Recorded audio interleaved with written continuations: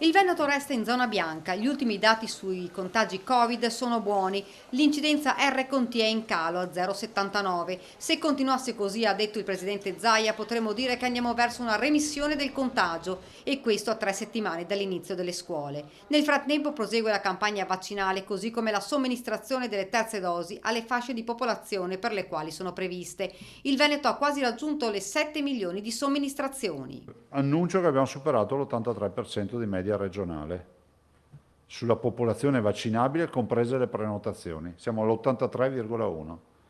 Continuiamo a avere insomma mediamente 4-5 mila nuove prenotazioni al giorno.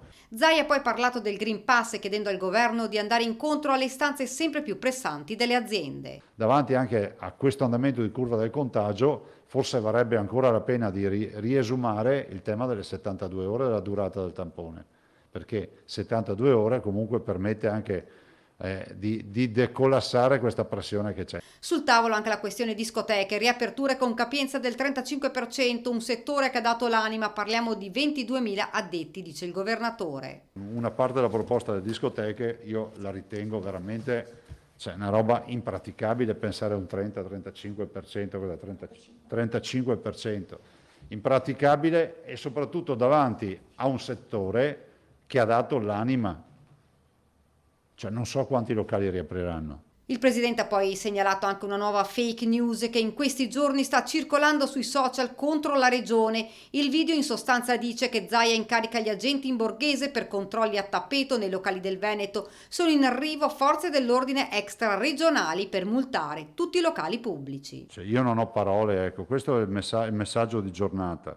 È una vergogna prima di tutto perché noi non ci occupiamo di queste cose, non ne abbiamo la potestà giuridica. Quindi di certo non possiamo noi chiedere che ci siano controlli, non li chiediamo e comunque non abbiamo mai attivato anche informalmente nessuna richiesta. Quindi questa ancora una volta è una presa in giro dei cittadini, non da parte nostra ma di chi fa questi messaggi.